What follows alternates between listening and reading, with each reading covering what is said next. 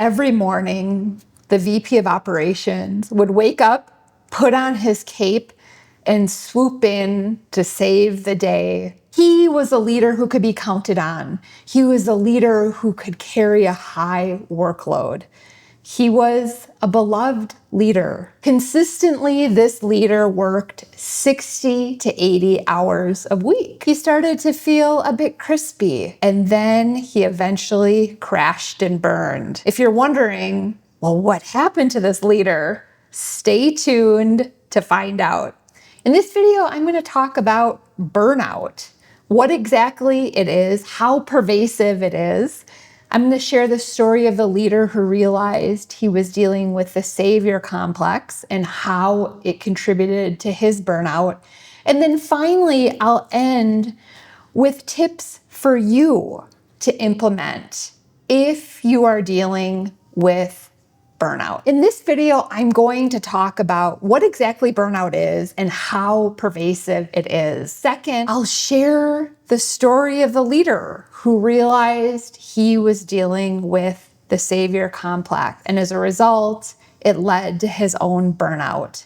And then finally, I'll end with ways that you can recover from burnout if you are feeling chronically exhausted. First, the reason I wanted to address the topic of burnout is because I myself have my own experience of dealing with burnout. I worked in the tech industry for 15 years. I spent 8 of those years living and working in Silicon Valley. And for anyone who has been in the heart of the Bay Area, you know it can be a grind. And so besides my own experience of burnout, I also currently work with a lot of tech professionals as a career and executive advisor. And I have been a bit stunned this year to have one client after another in the very first session say to me, Colleen, I am burnt out. Or they may say, I think I'm burned out,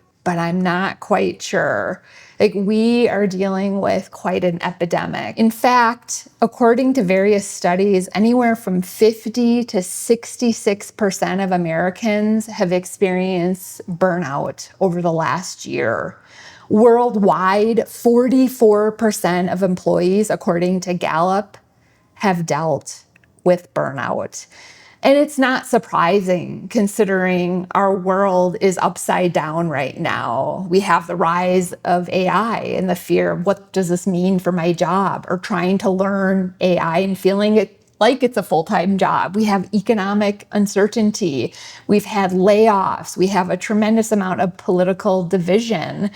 We have wars. It's like there's so much to process. And then you have your day job. I want to talk about what exactly burnout is. If you think, oh, is it being tired occasionally? No, it's not.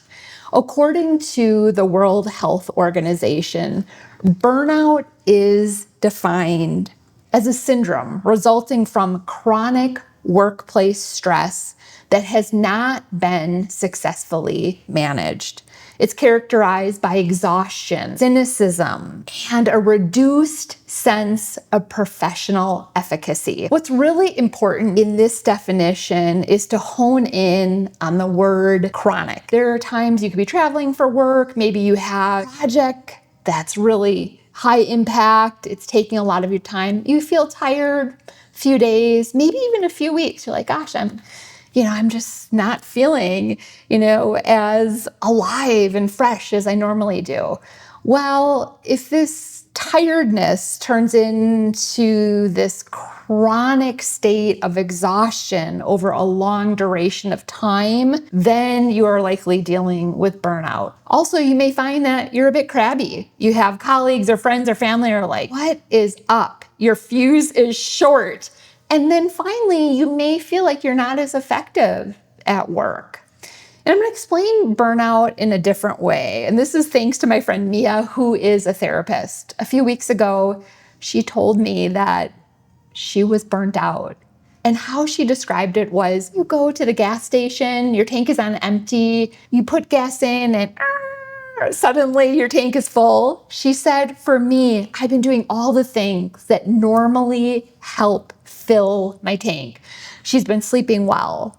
She's eating healthy. She's moving her body, practicing mindfulness. And she said, my tank is hovering on E. Mia went to her own therapist and learned, oh, she was dealing with compassion fatigue. She was carrying a very high load of clients all coming to her in distress. She's a new therapist and she's figuring out, what does she personally need to thrive at work? And the reason I share Mia's story is because it's really important for each of us to identify the root cause of our burnout, which leads us back to the story of the VP of operations.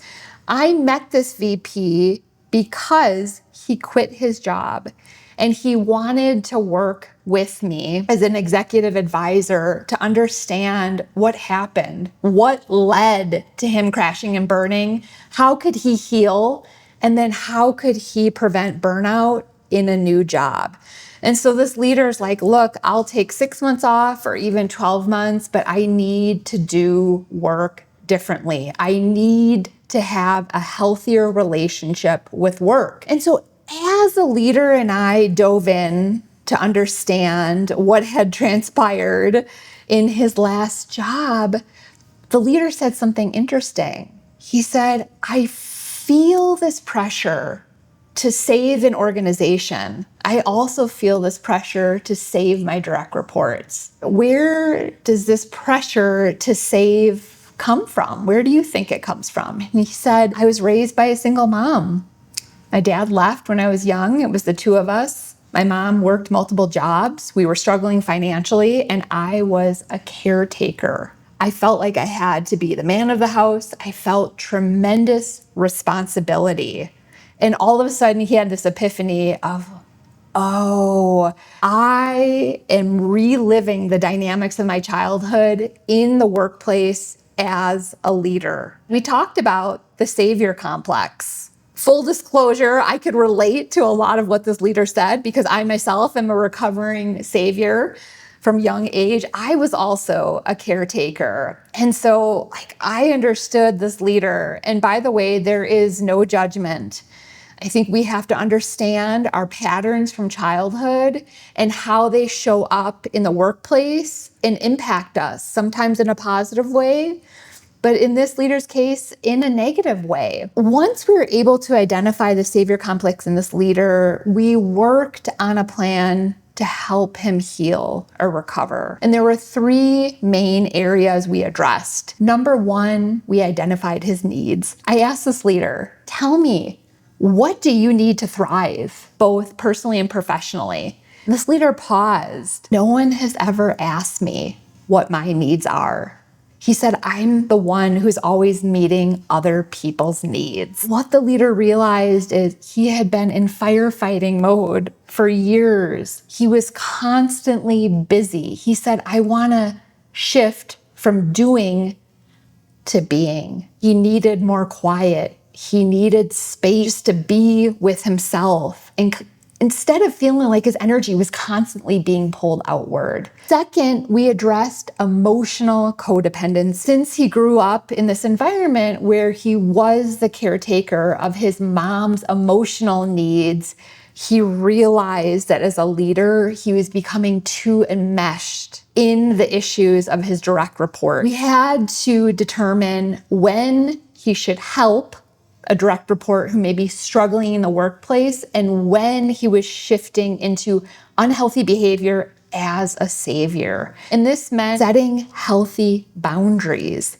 This meant really looking at his people-pleasing tendencies. And finally, third, we worked on defining success on this leader's terms. Because what this leader realized is he was looking outward to fill this hole in his soul. He said, I have achieved so much. I've had the titles, the monies, I've gotten the bonuses, the promotions, all of it. And there had still been this emptiness. And so that was something the leader had to look at. And by the way, he's still looking at it. What does it mean to be successful?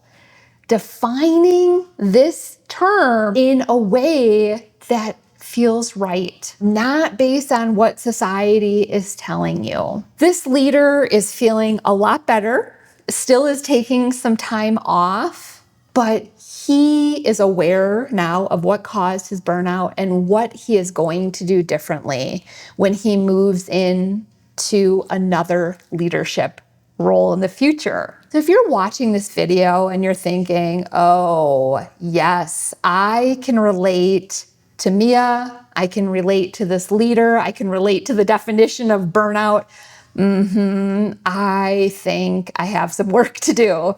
There are two key takeaways. Number one, as I've emphasized throughout the video, it is imperative that you really identify the root cause of your burnout. And there are 4 areas I recommend you address. Number one, physical burnout. Are you burning the candle at both ends? Meaning, are you not sleeping enough?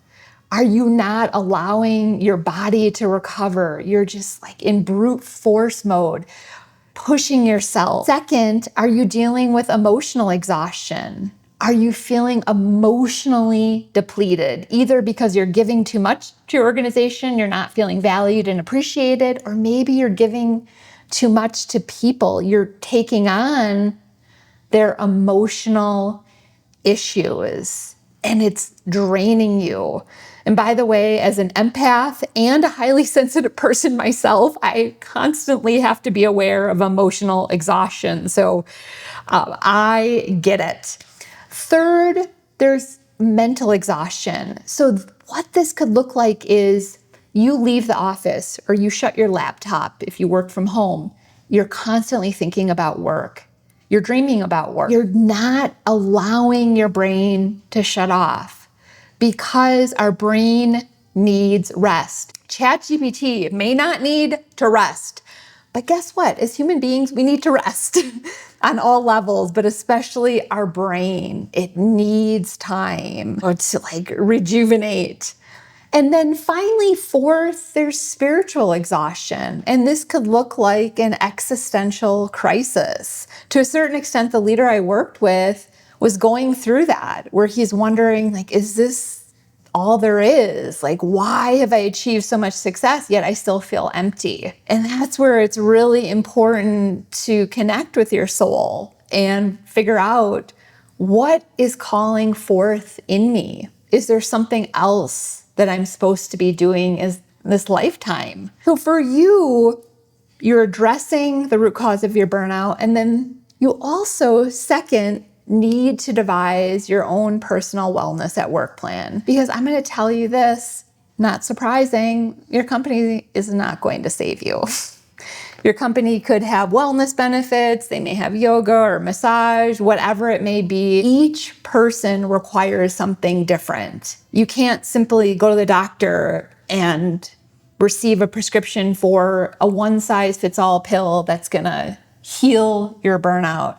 It takes work. It takes work to really understand what you personally need to thrive at work. If this video resonated with you, please, I would love to hear from you. What has been your experience with burnout? How have you overcome it? If you need support, I would feel so honored to work with you or at least have you a part of my community. So subscribe, like, and I look forward to seeing you in the next video. Take care, everyone. Bye.